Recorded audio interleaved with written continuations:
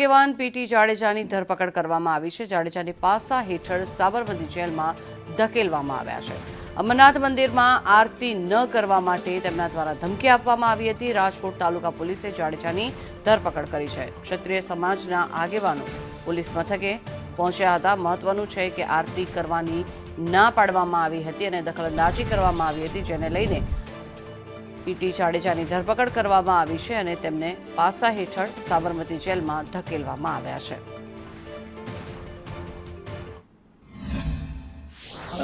ખોટી રીતે મારા ફાધરને અત્યારે પાસા હેઠળ ધકેલવામાં આવ્યા છે। સામાન્ય કલમ છે, બરાબર છે, અને આ કોઈ સામાન્ય કલમ દ્વારા કોઈ ટેબલ જામીન છે, બરાબર, છતાં પણ આ લોકોએ કિનાખોરી રાખીને અમને ગુમરાહ કરીને 3-4 કલાકથી બેસાડેલા અને સવારે અમને જવાબ દેવા માટેની નોટિસ પાઠવેલી અને રાત્રે ઘરેથી જ અમને સમય પહેલા ધરારથી અમને ઉપાડી દીધેલા, બરાબર છે, મારા ફાધરને કે ભાઈ તમે આવું જ પડશે, એમાં નહીં ચાલે, તમે 10 મિનિટમાં છોડી દેશું, એવું કરીને અમને અહીં લઈ અને પછી આવી કાર્યવાહી ધરારથી કરીને પાસા હેઠળ ધકેલા છે। અને આ એકદમ હું કહી શકું કે આ અમારા સમાજ માટે અમે જે કર્યું છે એની માટેની અમારી ઉપર કિન્નાખોરીઓ રાખી છે। અને એક ટેબલ લાયક જામીનમાં તમે પાસા લગાડી શકો, એક સામાન્ય નાગરિકને એટલી ખબર પડે। હું તો એડવોકેટ નથી, બિંગ એ ડૉક્ટરે મને એટલી ખબર પડે। 11 વાગે તમે સિનિયર સિટીઝનને એ બી મેડિકેશન ઉપર હોય, 9 દિવસના ફાસ્ટ ઉપર હોય, અમારી રિક્વેસ્ટ ઉપર એ પોલીસવાળા ના મને તો એને કેટલું પ્રેશર હશે।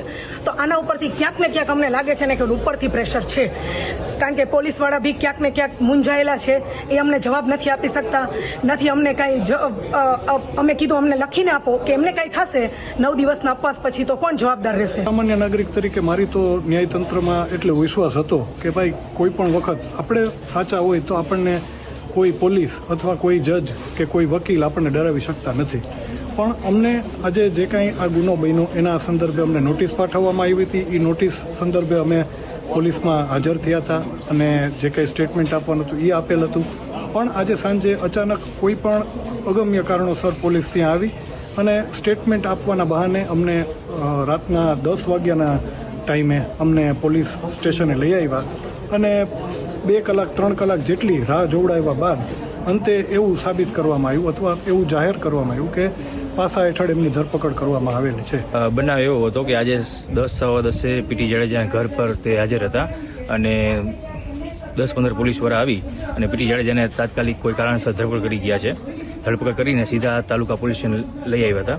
તાલુકા પોલીસ સ્ટેશને બધા જ હાજર હતા, તમામ પોલીસ સ્ટાફ, અને અહીંયા બોલાવીને અમને એવું લાગે છે કે અત્યારે એમને પાસા કર્યા છે, અમદાવાદ સાબરમતી મોકલ્યા છે। જી, કાર્યવાહી તો કોઈ એવી નાની સૂની વાત છે આમાં, બરાબર, અને જે પણ કંઈ ચાલી રહ્યું છે રાજકારણ દેખાય છે ચોખ્ખું કે નાની એવી બાબત છે અને કોઈ એવી મોટી બાબત નથી કે આવી એક્શન લેવી પડે। આ ક્યાંક ને ક્યાંક રાજકારણ અને એક અમારું જે આંદોલન થયું હતું ક્ષત્રિયોનું એનું કંઈક આ પરિણામ દેખાઈ રહ્યું છે। સરકાર પાસે બસ એ જ અપેક્ષા કે આ જે આપ કરી રહ્યા છો, જે ઓલું કહીએ ને તાનાશાહી, જે તાનાશાહી આપ કરી રહ્યા છો, તો હજી અમે ક્ષત્રિય સમાજ ભાઈ હજી અમે બધા એક જ છીએ, બરાબર છે। હજી એવું ન વિચારે કે અમારા ક્ષત્રિય સમાજમાં કોઈ ભાગલા પડી ગયા છે કે કાંઈ એવું છે। અમે ખોટું થશે ત્યાં તો અમે ઊભા જ રહેશું।